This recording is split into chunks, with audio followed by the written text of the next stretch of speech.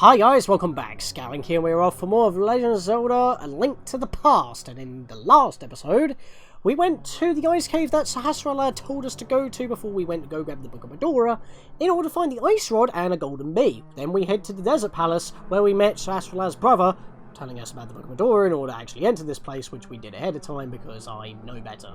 Plus, we noticed the book already there, we could bash stuff down, we kind of put two and two together, we didn't need an old man to tell us what to do once another old man, his brother, gave us the boots. In this episode, we're going to be finishing off with the last of the desert palace, hopefully without getting hit by this Beamos, which is why I actually let the title of the dungeon hang during my intro.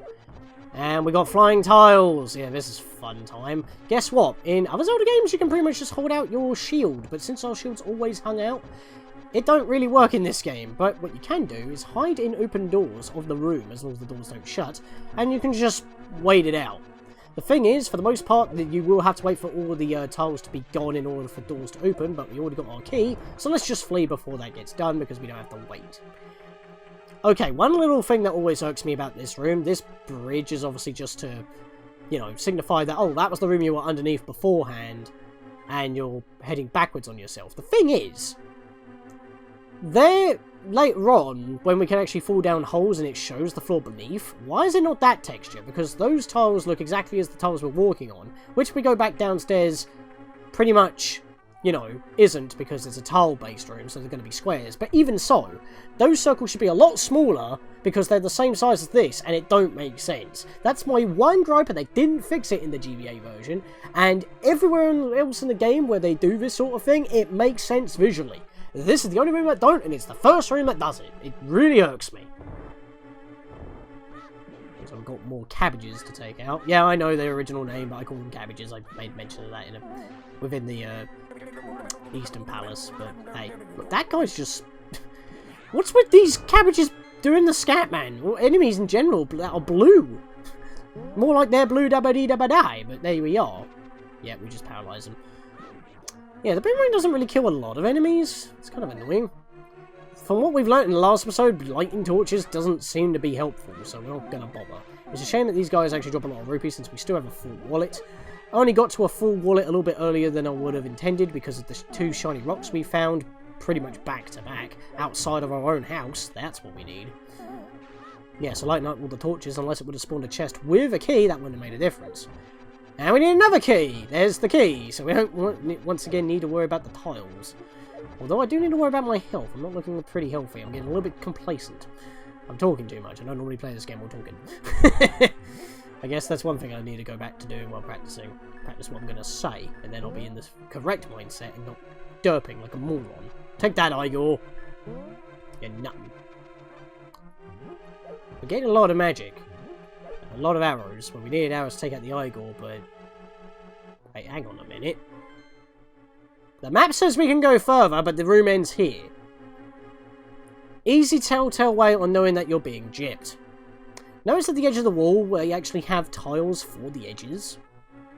This wall doesn't have that. In fact, it cuts the floor tiles in half. Also, our sprite layering for our shield's a little bit off. Looks like this wall isn't exactly true. Looks like we're going to have to actually light up these braziers after all, since there's nothing else that we can do. If I don't miss. Wow, really? Ah! Trickery of the room, I see! The map tells the truth. See? If you're stuck, the map can help. I like that kind of tactile feedback, where the map actually solves the puzzle for you. You just gotta, you know, flick the switch. You just gotta know what the switch is. But yeah, that's pretty much the dungeon already. Could have done that in the last episode, but we were coming up the time, and I've got some other stuff that I want to do in this episode. Here we have the land molars. We have 3 of them to deal with. Do not stand in a diagonal direction away from where they're going to emerge. Rocks will fly off in a diagonal pattern. The best way to deal with these guys is either shoot them when they are airborne, slash into the air, mostly with a spare attack when they emerge. You can also, as I said, shoot with a arrow, or you can use the ice rod to do massive damage at the cost of magic when they emerge, and about 3 blasts of this icy stuff. Ice beats ground, and there we put them on ice, and we take them out.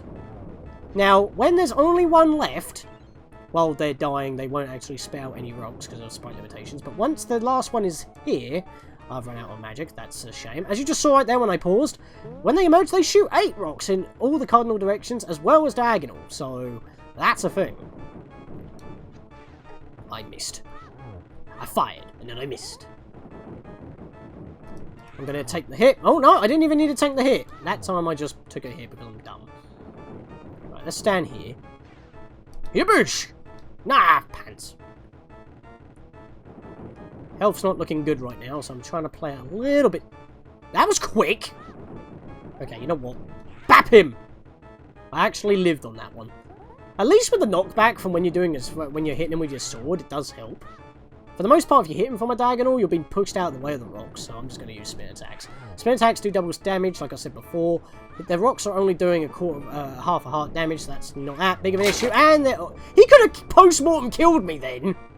I got hit by the rock even though I killed him. Because the rock was still flying, dang. And by the way, you can't do that. For the most part, you can't. But with that, we have yet another heart container. And power gloves. And the Pendant of Wisdom. Which is, even in this translation, called the Pendant of Power. Green is associated with courage, blue is associated with wisdom, and red is associated with power, and power is also associated with Death Mountain, which is red. Why is this called the Pendant of Power, even in the GBA version? This is a newer translation, and they still didn't fix that, and that irks me. This is the Pendant of Wisdom. It's even that, in A Link Between Worlds, this technical sequel to this game. Go for the last one. Yeah! And that's that. We're done with the next dungeon of our adventure. We've got 2 of them thus far, and now we have power gloves. We can actually pick up all the rocks of the land, and that means we've got a few rocks in the little, I guess what you would want to call it, Rudy Vallee, and because it is a valley. We've also got to go back to the ice cave in order to pick up that rock. And there were also some rocks near the potion shop that we couldn't do before, so we might be able to go beyond there, and we will also be able to access the mountain. But since we have a few more things opened up to us, I think the first thing that I want to go and actually do is actually go exploring. So let's hop down and get out of the desert here, since we can't really fast travel.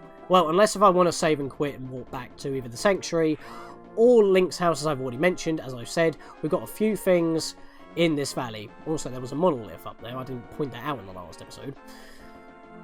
Bad me. Should be on the ball. We can do that Paris under that rock, but we can also pick up these ones, but the thing is, because they're so heavy, we can't actually move around with them, and it takes a little bit of a while to pick them up. So if we get hit during that, we won't be able to actually, do so. Hidden entrance here, another thief. You gonna give me more money? Check out the cave east of Lake Hylia. Strange and wonderful things live in it. Yeah!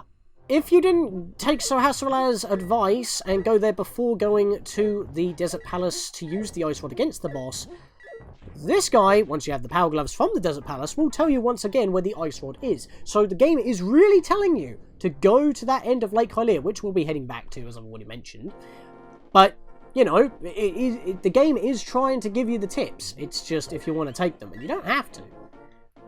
See, this guy's hitting me and it cut me off. Guess that was a good test, since, that doesn't actually do any damage to me, so yay! But we're not going to go back to a Lake Hylia. Oh, hello there, shiny rock that I don't need, so why am I attacking this? I'm not entirely too sure. Maybe it's because I just want the roots. Ouch! But yes, we were able to actually explore once again, and yeah, we can go back to the Lake Hylia if we want to. I'm just not going to do that right now. Instead, I'm going to go back to the witch's hut. But I'm going to take a couple of shortcuts, since we now have a few shortcuts opened up to us. So now that we're back at our house, we're going to head back to the castle.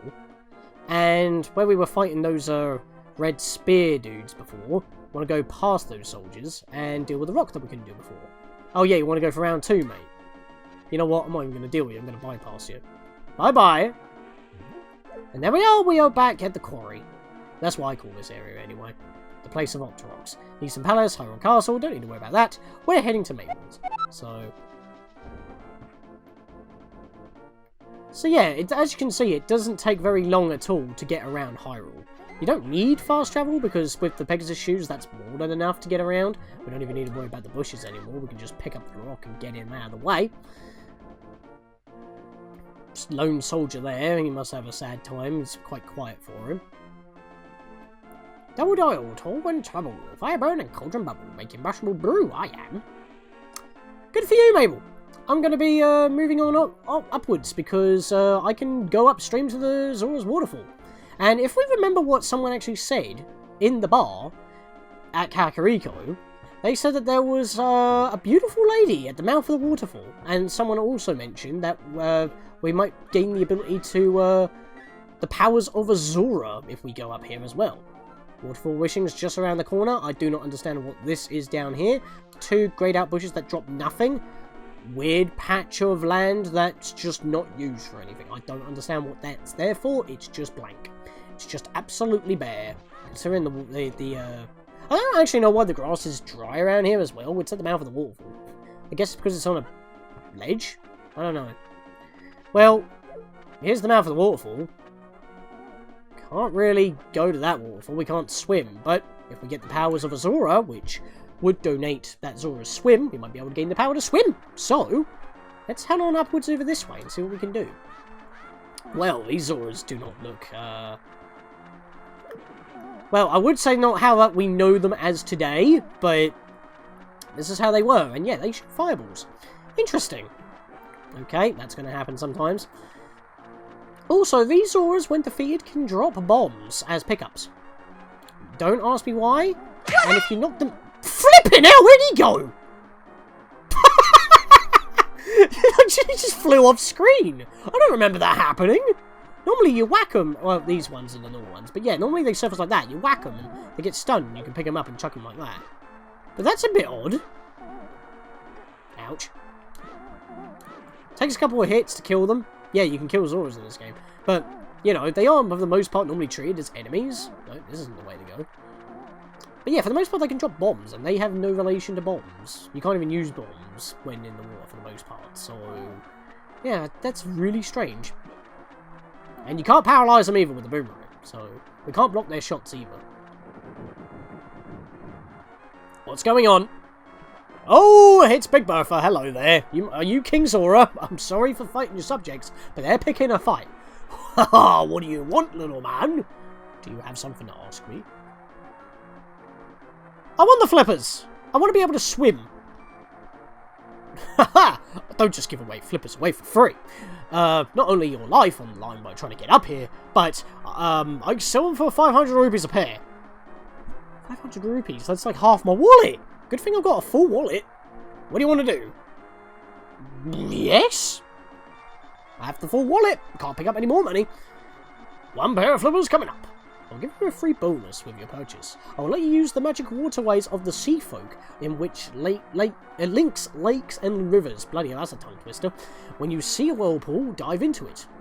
Whirlpools are always there, not the whirlpools donating that a Zora's going to spawn. And this doesn't give you immunity to Zoras either, by the way. They're still going to fight you for some reason. Don't understand that. You never know where you'll surface. Wah! You bought Zora's flippers. With these, you should be able to swim around even in deep water. And he just disappears. But that means we can now swim in the water. And in the GBA version, we can also dive for a split second. Not a lot of time, but hey. It's an ability that we need in order to... See, like, these whirlpools we can't use. That's just them surfacing. If it in shallow water, which makes no sense. But anyway, we got another piece of heart, which is another heart container added to our health, which is awesome. I believe that's 8 pieces now. So, we're making a lot of progress in the health department. So let's get out of here, since none of these waterfalls are the waterfalls we need, because this is just the mouth of the river. We need the mouth of the waterfall. And, yeah, it did say that the waterfall wishing's around the corner. Why would it be any further? This is around the corner. So let's go into the secret behind the waterfall. They keep bringing back the Zelda 1 references, don't they? Mysterious pond. Won't you throw something in? Well, it's the waterfall of wishing, so let's try shoving a few things in. Well, bombs are just going to get wet. Arrows probably won't do good when they are wet. We could wish for a more powerful boomerang, because it's not really doing anything to the enemies except for stunning them. Some enemies don't even get stunned, like the vultures. Hello there. Did you drop this? Yes, I did. I like an honest person. I'll give you something better in return. Hey, the magical boomerang! You throw it faster and further than your old one. It just increases the distance and can cut grass in the GBA version. Yeah, considering that I was meant... Oh, wow, really? I pressed A to get rid of the text box and I put down a bomb. That's a bit cheap. But yeah, it's nice and brimming with energy. It's nice and red, and... Yeah, as I mentioned, we can't kill vultures, we only hit them, and... You know... Isn't that what people did back in Australia? I don't know. Can we not chuck the magic powder in? Can we not get some good magic upgrade? Maybe it could, like, give me a bit of a cost cutting measure? I'll give this back to you then. Don't drop it again. I guess not. Then again, it doesn't seem like I'm a bit greedy. Needing that, that I'm chucking too much stuff in. She's already watered me with something. I think we're going to choose, like, carefully on what we should put in. I mean, chances are, if we put in an empty bottle, we'll probably just get, like, a pot of magic, because she is a great fairy and all that. But, considering our shield can't really block tiles, but it can block rocks, which tiles are just bigger rocks. Can we not get a bigger shield? Can we not get something better? I mean, this is a Hylian shield, for Christ's sake. It can't even block fireballs. Hello there, did you drop this? Like an honest person, I'll give you something better in return. There we go! Your shield is improved, it can now defend yourself against fireballs! That is all that we can get from this. And this shield's a little bit bigger. It's red, it's still got the eagle on it, but it's pretty much just a red variant of the Hylian shield that is reinforced. It doesn't really have an official name, it's just effectively called the improved shield or the red shield. So yeah, if you want to fire at me one more time, I can actually demonstrate the power of this shield. And it can also work when you're swimming, funnily enough, even though it visibly doesn't show up. Notice here that Zora just showed up, but that whirlpool is still there. If we take it... Yes, we have a bit of fast travel, and we are in smack bang middle of Lake Hylia. That was quite a distance. It pretty much just cut off the entire up and down travel, the entire, like, verticality of the map there. So that's pretty sweet. And both, there are, I believe, 3 sets of warps. That was one set. This is the second set, which funnily enough takes us back to Mabel's, which if I pop in here just quickly... no, this one doesn't pop us to Mabel's, but it pops us to in between the forest and Death Mountain. So this one will be helpful later on. Or, you know, you could just save in... Wow, really? I can't get in here because of the slippery controls. But yeah, we'll be able to use that to pretty much get back there if we need to. Or you can just save and quit and just load back at the Sanctuary. That would work as well. Because, I mean, Link's house is kind of in this direction. But we need to come back over here anyway, as I've already mentioned. Because we need to pick up this big rock, since it was one big rock that we couldn't pick up. And as we know, passageways can lead underneath. And I just killed that dude. Sorry, mate. Oh yeah, and this is what I mean by how far I can go. Oh, wow, really? I just chucked the boomerang and you're right underneath my feet. Seriously? That's better. The problem is if it touches something, it just bounces right back. But that soldier's right underneath my feet. In fact, I think he was there last time I was here. Is that like a... I thought that was random. You can earn a lot of rupees by defeating enemies. It's the secret of my success. That's cool, I guess. Right, are you in this patch of grass all the time? One of the two! That's the 3rd time in a row. Hang on a minute. This is a conspiracy theory. Oh, piss off. Give me that. Now it's mine! What's going on with these 3 patches of grass? Jesus. What a weird area. Gee, that don't normally happen. Just do the, like, overblown Let's Play reaction, but still, it's like... Every time I did that, something different happened. There's a soldier in this grass, soldier in that grass. Oh, then there's a rupee, then there's a mine. So what the hell? Anyway, we're done with that for now. So what we're going to do is head upstream before we check the rest of this, since we're not going to be able to go all the way up there, because there are some bridges in the way, but maybe we can go underneath them. Might as well try it out. Because if we check the map right here, it kind of snakes all the way around Hyrule Castle, but as we've already noticed, we can't really go through that gap. It just takes us a little cutaway through. So, yeah, that's not a bridge, so that's where the river kind of like goes underneath, but we can't stay diving for long, and that's exclusive to the GBA version, so that is something that we're just not going to be able to do. We can only stay on the surface. However, if we go as far as that we can go, please don't stab me over the edge, Yep, we can't go any further, but there is someone underneath the bridge. Hello there, good sir. I'm just a traveller doing stuff. Yo, Scatlink, you seem to be in a heap of trouble. This is all I can give you. Thanks! Got another bottle. And that's it. You can never talk to him again. He just gives you a bottle. That's it. See ya, buddy. You probably got the easy life being underneath there. You can just have all the water you need fresh from Lake Hylia and Zora's River. And, because, you know, it's the cleanest water in Hyrule. And the fish that swim around got plenty to eat. So, yeah, that's really good for you. Living the good life. So, now that we are here, we can explore the rest of Lake Hylia. So, if we go around, we can only see that there is pretty much 2 islands in the middle. We've got like, this plateau in the middle with a stairway. We'll deal with that in a moment. Got this plateau over here with a heart piece on it and a bush. So, we might be able to do something with that. And since I said that we haven't actually explored this particular segment of Lake Hylia yet, and I keep mentioning it, we'll do so now before we go into the middle, Lake Hylia. Because this is pretty much how you would get here. It's like right opposite the bridge that we normally take to get to the eastern area. Another fortune teller. We don't really need to deal with you at the moment, so these buildings are pretty much fortune teller buildings. We'll remember that for later. I would like that, thank you. Oh, okay. We cannot pick up these adamantite rocks, I guess? Can't pick up the darker variants. They must be very cemented into the ground. Whereas these ones are just decorative and we can pick them up now since we're strong enough. This looks like a shield shop.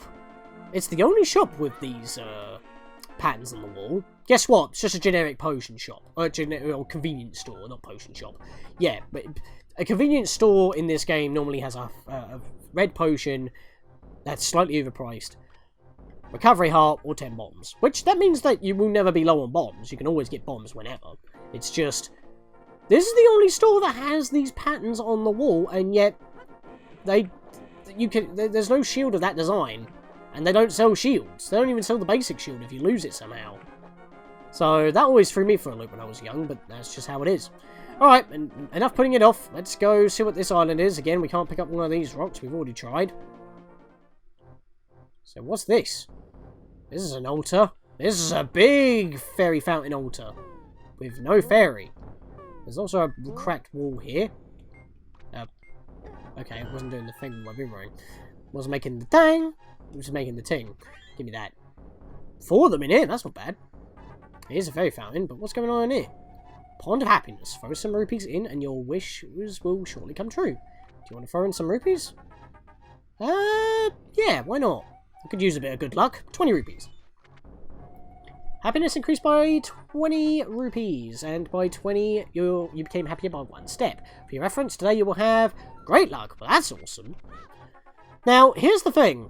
That's just kind of a random string that just happens every time you do it. It doesn't actually change anything in the game. You might be wondering that now I have great luck and I just told you that. Why are you chucking in rupees as well, even though my happiness increased to 40 and I now have big trouble? Why am I doing this, getting bad luck that doesn't actually do anything and wasting my money?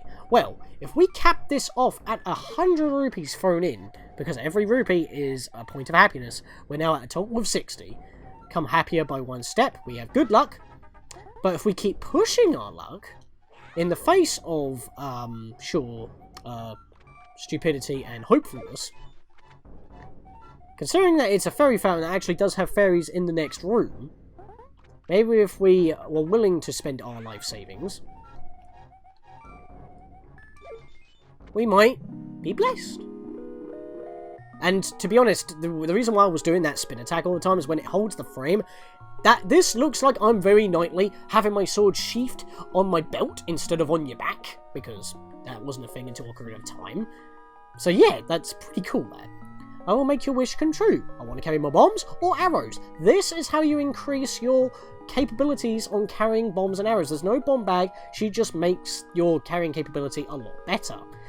We start off with 10 bombs and 30 arrows. Every time you upgrade one of these, it goes up by 5, as you can see there, and it also recovers your items to that very max capacity that she's just given you. So if you're low on items as well, this is a perfect way of doing it. You get a full recovery, and it maxes out your carrying capability. The bombs can get up to a maximum of 50, the arrows can be maxed to 70. And as I said, every upgrade is pretty much worth a +5, but the final one is actually a +10. So if you're at 60 arrows, it will become 70 arrows, not 65, and you have to throw another 100 rupees in. So it gives you the extra bump.